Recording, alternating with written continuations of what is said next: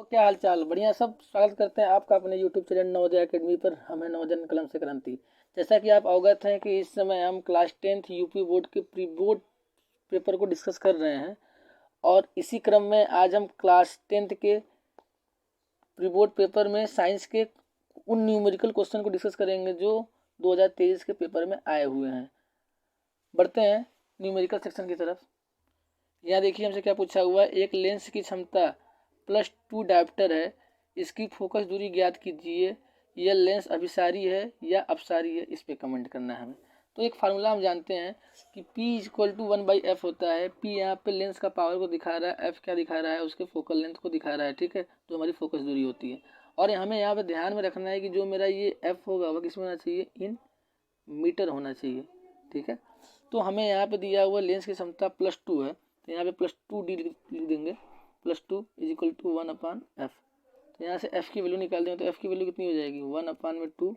सो भाग दे देंगे तो 0.5 मीटर हमारी क्या हो जाएगी, इस लेंथ की फोकस दूरी हो जाएगी, जो इस क्वेश्चन में हमसे पूछा हुआ है। फोकस दूरी के बाद हमसे इस क्वेश्चन में पूछा है कि लेंस की प्रकृति कैसी होगी, वह लेंस अपसारी होगा या फिर अवसारी होगा। अब हमें ये बताने के लिए कि लेंस की प्रकृति अभिसारी होगी कि अपसारी होगी, हमें एक बात को समझना पड़ेगा कि इसको किस तरीके से लिखेंगे एग्जाम में। हम जानते हैं कि यदि किसी लेंस की फोकस दूरी धनात्मक होगी तब वह उत्तल लेंस होगा, और उत्तल लेंस ही क्या होता है, अभिसारी लेंस होता है, ठीक है, क्योंकि हम उत्तल लेंस को अभिसारी लेंस के नाम से जानते हैं। अतः उस समय उस लेंस की प्रकृति क्या होगी, अभिसारी होगी। अब हम नेक्स्ट सेक्शन में यह समझने का प्रयास करेंगे कि उत्तल लेंस जो होता है उसका जो पर फोकस दूरी होता है वह धनात्मक क्यों होती है, और इसे हम अभिसारी लेंस के नाम से क्यों जानते हैं, तथा अवतल लेंस को अपसारी लेंस के नाम से क्यों जानते हैं। हम कॉन्सेप्ट जानते हैं कि मुख्य अक्ष के समांतर आने वाली प्रकाश की किरणें अपवर्तन के पश्चात फोकस से गुजरती हैं। तो यहाँ पे देखिए ये सब किरणें जो है ये हमारी मुख्य अक्ष के समांतर आ रही हैं, तो ये अपवर्तन के पश्चात देखिए फोकस से गुजर रही हैं, ठीक है।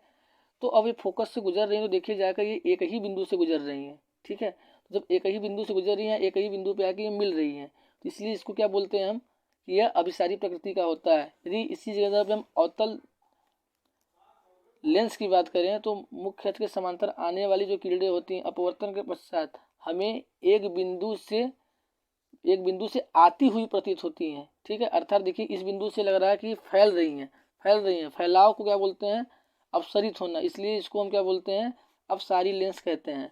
अब समझते हैं कि जो मेरा ये उत्तल लेंस होता है, ये उत्तल लेंस का जो हमारा ये फोकस दूरी है यहाँ से 0 से f2 के बीच की दूरी, ये धनात्मक क्यों होता है। अब समझिए ध्यान से, आप पिछले क्लास में पढ़े हुए हैं कार्तिक तल में इस वाले एक्स को हम बोलते हैं एक्स एक्सिस, ठीक है। तो एक्स एक्सिस पे जब हम यहाँ पे ओरिजिन से हम इधर की तरफ जाते हैं तो उसको हम धनात्मक लेते हैं। यही कारण है कि यहाँ पे 0 है तो ये वाला बिंदु 1 होता है, और इधर जाते हैं ऋणात्मक लेते हैं तो दूरी हमारी क्या होगी, -1 होगी। अब देखिए यहाँ पर फोकस हमारा यहाँ पे है, तो यहाँ से हम इस दिशा में बढ़ रहे हैं, इसी की वजह से इसको हम धनात्मक ले रहे हैं। परिणाम स्वरूप हमारा जो उत्तल लेंस का जो हमारी फोकस दूरी होगी वो धनात्मक होगी।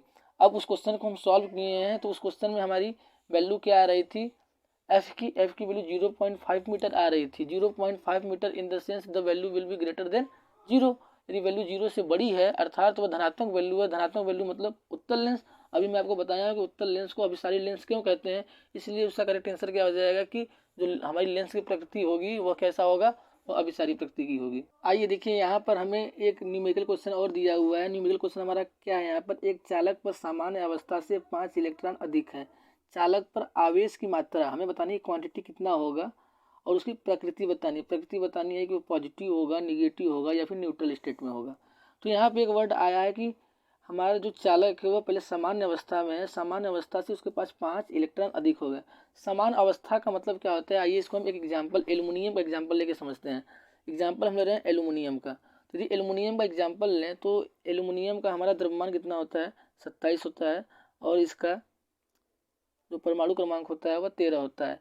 परमाणु क्रमांक 13 होने का मतलब क्या होगा, इसमें प्रोटॉनों की संख्या कितनी है, प्रोटॉन की संख्या कितनी होगी, 13। यदि इसमें 13 प्रोटॉन है तो 13 इलेक्ट्रॉन भी होंगे। तो इससे क्या आ रहा है, 13 पॉजिटिव चार्ज आ रहे हैं, 13 पॉजिटिव चार्ज आएंगे। यहाँ से क्या आएंगे, 13 निगेटिव चार्ज आएंगे, अर्थात ऋणात्मक आएगा, वहाँ से धनायन आएगा। अब दोनों समान हैं तो वह एक दूसरे के इफेक्ट को कैंसिल कर देंगे। इफेक्ट कैंसिल होने की वजह से हमारा ये एटम जो होगा वह न तो ऋण आवेशित होगा न धन आवेशित होगा, अर्थात ये सामान्य अवस्था में उदासीन अवस्था में होगा। यदि यहीं पे हम Na+ की बात कर लें तो Na+ में हमारी जो इलेक्ट्रॉनों की संख्या है वह कितनी है बच्चों? इलेक्ट्रॉनों की संख्या क्या है? 10 है। बट प्रोटॉनों की संख्या कितनी है? 11 है। तो ये ज़्यादा हो गया इससे, इसलिए इस पर एक प्लस आवेश आ जा रहा है और क्या है? धन आवेश हो रहा है। अब हमारे क्वेश्चन में क्या पूछा हुआ है? क्वेश्चन हमसे पूछ रहा है कि सामान्य अवस्था से 5 इलेक्ट्रॉन अधिक है, मतलब हम बात कर रहे हैं कि उसके इलेक्ट्रॉन और प्रोटॉन के प्रभाव को कैंसिल होने के बाद 5 इलेक्ट्रॉन और बढ़ रहे हैं, अर्थात 5 इलेक्ट्रॉन की वजह से उस पर ऋण आवेश आएगा। ऋण आवेश क्यों आएगा? क्योंकि इलेक्ट्रॉन क्या होता है? ऋण आवेशित होता है। तो ये हो गई इसकी प्रकृति की बात। अभी हमसे क्वेश्चन में एक पार्ट और पूछा हुआ है कि ये जो होगा वह किस, उसकी मात्रा कितनी होगी। अब इसको लिखते कैसे एग्जाम में, आइए समझते हैं। तो हम कैसे लिख के आएंगे एग्जाम में? हम जानते हैं कि इलेक्ट्रॉन ऋण आवेशित होता है, तो ऋण आवेशित प्रकृति का होता है। चालक में सामान्य अवस्था में 5 इलेक्ट्रॉन अधिक हैं, अतः यह ऋण आवेशित प्रकृति का होगा। ठीक है, ये हुई इस बात की। अब हमसे पूछ रहा है कि कितना आवेश होगा, तो एक फार्मूला हम जानते हैं, Q = Na। ठीक है, यदि आपको याद हो तो इस फार्मूले के ऊपर इधर क्वेश्चन दिया था एक, हमारा क्वेश्चन नंबर 5, जहाँ पे मैं आपको बताया था Na = IT होता है। ठीक है, इसको भी आप प्रीवियस वीडियो में देख सकते हैं। ठीक है, यदि आपको वीडियो अच्छी लग रही है तो आप हमारे चैनल को लाइक शेयर और सब्सक्राइब करना ना भूलें, क्योंकि आपका सब्सक्रिप्शन ही हमारे लिए ग्रोथ है। तो अपने इस हाथों के माध्यम से उस बटन को सब्सक्राइब करने का कष्ट करें। ठीक है, बढ़ते हैं। तो Q = Ne होता है, तो हमसे पूछ रहा है कितना आवेश होगा, तो Q N की वैल्यू हमें यहाँ 5 दी हुई है। और यदि एक इलेक्ट्रॉन के आवेश की बात करें हम कि एक इलेक्ट्रॉन पे कितना चार्ज होता है, तो वह होता है -1.6 × 10⁻⁻19 कूलाम। और आपको ये वैल्यू लर्न करने की जरूरत नहीं थी, क्वेश्चन में आपको यहाँ पे दिया हुआ है -1.6 × 10⁻⁻19 कूलाम, बस मल्टीप्लाई कर दीजिए। आपको पता है 16 पंजे 80 होता है। ठीक है, 80 एक अंक दशमलव, तो यहाँ पे एक अंक दशमलव लगा देंगे, ये माइनस चार्ज तो यहाँ माइनस लगा दिए, इंटू 10⁻⁻19 हो जाएगा, अर्थात -8 × 10⁻⁻19 कूलाम, इतना उस पर आवेश भी होगा। ठीक है, इस तरीके से ये क्वेश्चन भी हमारा कंप्लीट होता है। बढ़ते हैं क्वेश्चन नंबर 23 की तरफ।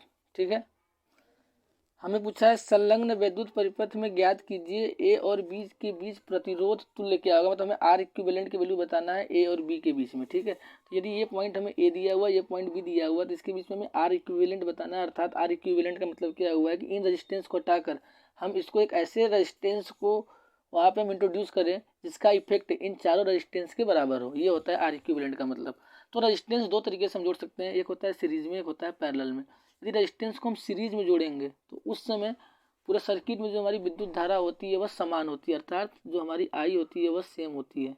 ठीक है, और इसमें क्या होता है, पैरेलल में जोड़ते हैं तो ये आई हमारा क्या होता है, डिफरेंट होता है। तो यदि आई डिफरेंट होता है तो क्या सेम रहता है हमारा बी हमारा मतलब जो हमारा वोल्टेज होता है, पोटेंशियल डिफरेंस, वह सेम होता है। ठीक है, अर्थात यदि किसी भी हम पॉइंट पे देखें कि विद्युत धारा दो भागों में या दो से अधिक भागों में स्प्लिट हो रही है, विभाजित हो रही है, तो हम बोल सकते हैं कि वहाँ का जो कॉम्बिनेशन है वो हमारा किसमें है, पैरेलल में है। तो आइए डायग्राम को समझते हैं। इस पॉइंट पे देखिए, तो विद्युत धारा यहाँ से निकलेगी, ठीक है, फ्लो करेगी, फ्लो करके यहाँ पे इस पॉइंट पे आएगी, तो इस पॉइंट पे यहाँ पे दो भागों में विभाजित हो जाएगी, एक पार्ट ऊपर जाएगा और एक पार्ट नीचे जाएगा। ठीक है, तो इधर से निकलेगी, ऐसे आएगी, तो एक ऊपर जाएगा एक नीचे जाएगा, तो यहाँ डिवाइड हो गई। तो यहाँ पता चला कि ये ऊपर वाला जो पोर्सन है ये वाला पोर्सन, और नीचे वाला जो पोर्सन है ये वाला पोर्सन, ये दोनों आपस में किसमें है, ये दोनों हमारे किसमें है, पैरेलल में। लेकिन ऊपर में देखिए जो 2 ओम यहाँ से जो करंट गया, मान लेते हैं 1 एम्पियर करंट आया, तो यहाँ डिवाइड हो गया 0.5 में 0.5 करंट यहाँ जा रहा है, वह इससे भी वही जा रहा है, उससे भी यही जा रहा है, अर्थात ये दोनों किसमें है, हमारे सीरीज में है। और नीचे वाले दोनों किसमें है, हमारे सीरीज में है, परंतु ये ऊपर का पूरा और नीचे का पूरा आपस में कितने में है, पैरेलल में। अर्थात यदि ये दोनों सीरीज में है तो इनकी आर इक्विवेलेंट की वैल्यू कितनी हो जाएगी ऊपर वाली, तो आर इक्विवेलेंट ऊपर वाले कितना हो जाएगा हमारा 2 + 2 अर्थात 4 हो जाएगा। वैसे नीचे वाले का आर इक्विवेलेंट कितना हो जाएगा हमारा, ठीक है, 2 + 2, इसकी भी वैल्यू 4 होगी। ठीक है, तो अर्थात यदि हम नया सर्किट बनाए तो नया सर्किट हमारा कैसा बनेगा, कुछ इस टाइप का बनेगा नया सर्किट। ठीक है, ऐसे रहेगा और ऊपर ऐसे और नीचे कुछ ऐसे। ठीक है, यहाँ पे ये 4 ओम का रहेगा, ये वाला 4 ओम का रहेगा। ठीक है, अब ये 4 ओम दोनों 4 ओम के हैं। अब देखिए ध्यान से, ये ऊपर वाला नीचे वाला क्या है हमारे भी, यहाँ पे मैं एक्सप्लेन किया था इस डायग्राम में भी कि हमारे किस में थे, ये दोनों पैरेलल में है। तो यहाँ पे हमारा क्या हो जाएगा, 1/r equivalent is equal to 1/4 plus 1/4, hence 2/4, 2 से 2 काट देंगे तो कितना आ जाएगा 1/2। तो यहाँ से हमारी आर इक्विवेलेंट की वैल्यू कितनी आ जाएगी, 2 ओम। ठीक है, अर्थात अब इस पूरे को हटा के हम एक 2 ओम का रेजिस्टेंस लगा देते हैं। यहाँ पे डायग्राम में थोड़ा सा गलती होगा, यहाँ पे एक रेजिस्टेंस था। ठीक है, तो आइए एक नया डायग्राम, इसके इक्विवेलेंट डायग्राम बनाते हैं। तो डायग्राम क्या हो जाएगा हमारा, कुछ इस टाइप का होगा। ऐसे ऊपर हमारा सर्किट में बैटरी है ही लगा हुआ।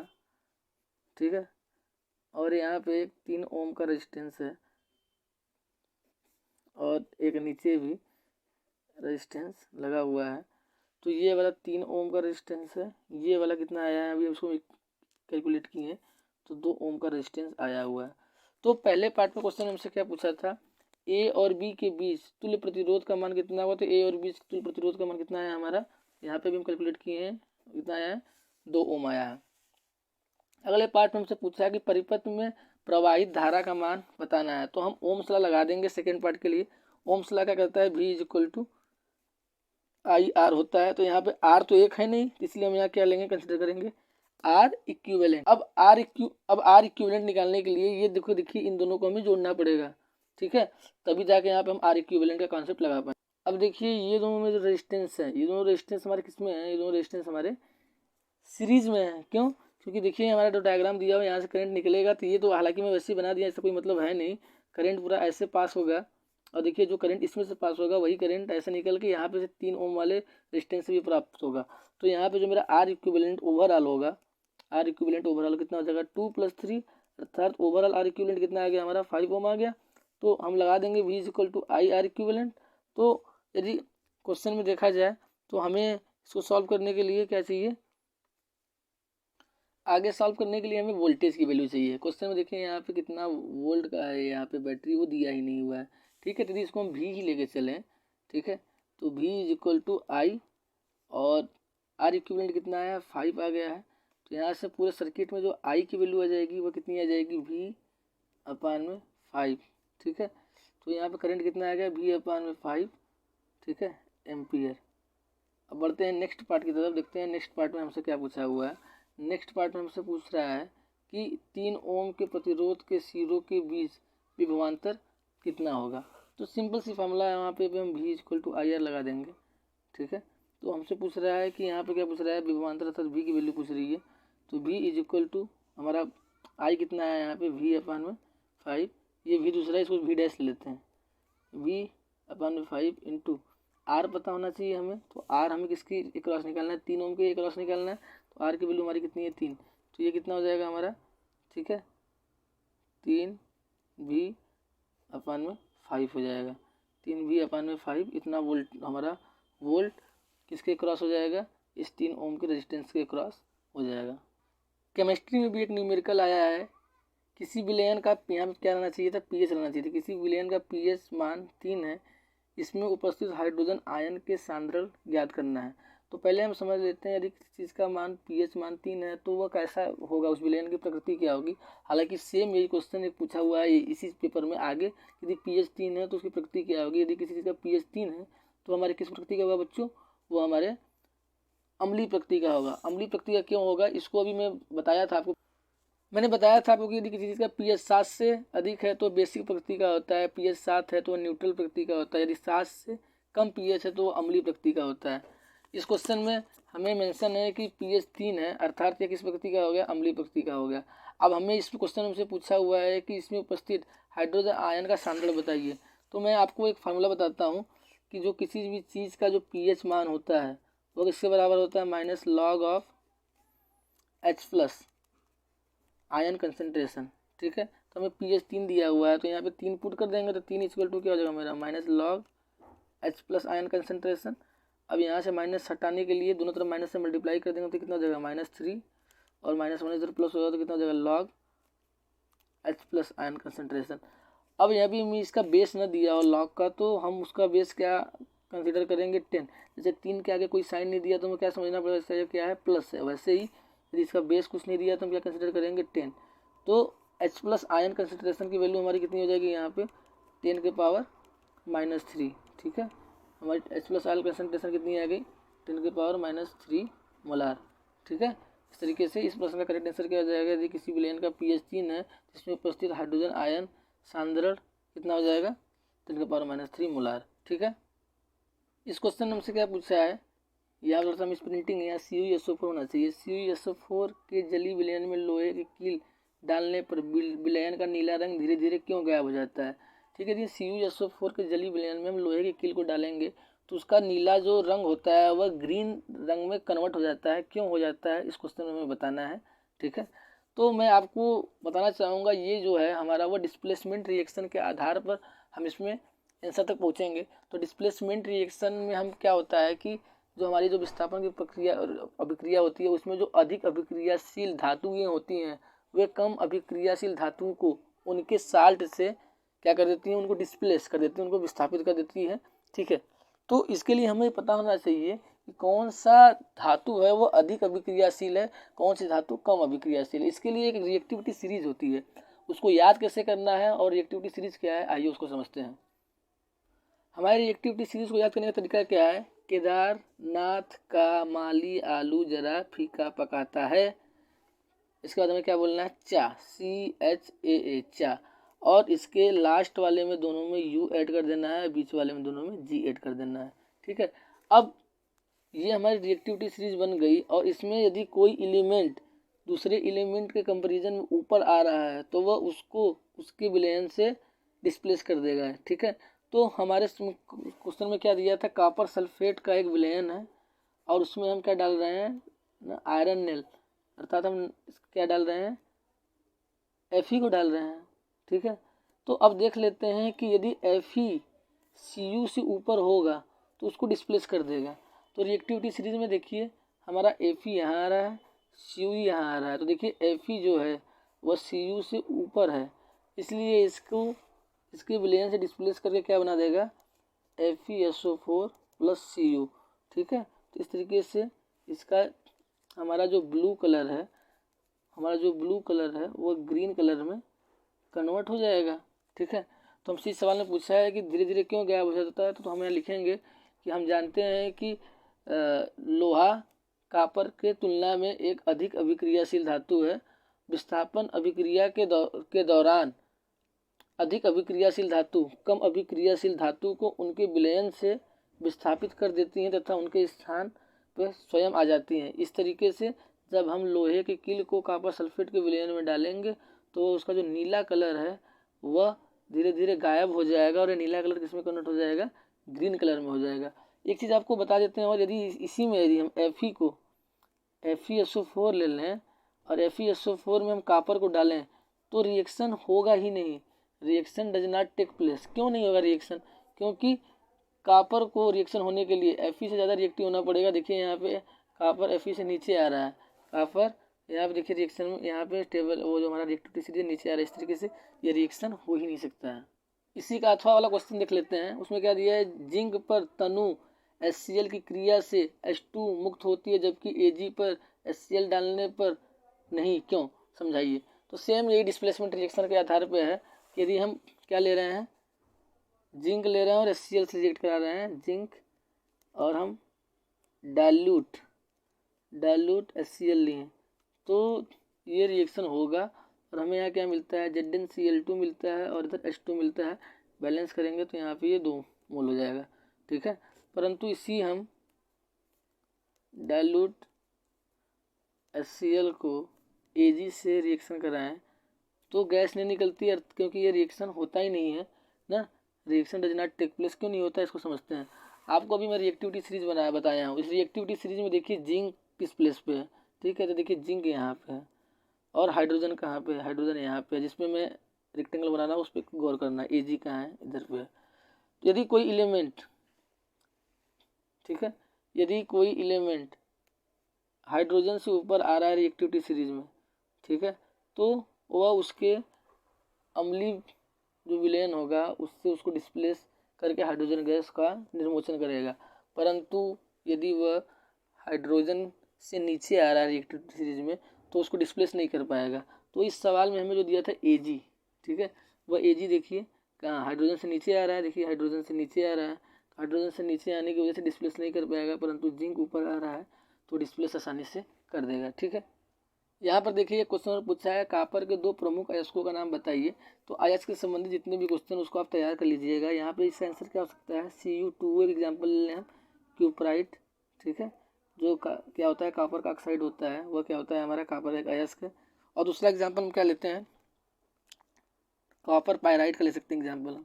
कॉपर पायराइट का हमारा फार्मूला क्या होता है बच्चों, CuFeS2 होता है। ठीक है, इसका फार्मूला हमारा क्या हो जाएगा, CuFeS2। ठीक है, इस तरीके से इसके 2 अयस्क का पूछा था नाम, तो नाम उसका ये हो गया और उसका जो हमारा रासायनिक केमिकल फार्मूला होगा वह यह हो गया। आज की वीडियो में इतना ही रखते हैं, मिलते हैं एक नए वीडियो में एक नए लेक्चर के साथ। तब तक आप हमारे चैनल को लाइक शेयर सब्सक्राइब करना ना भूलें। Thank you so much.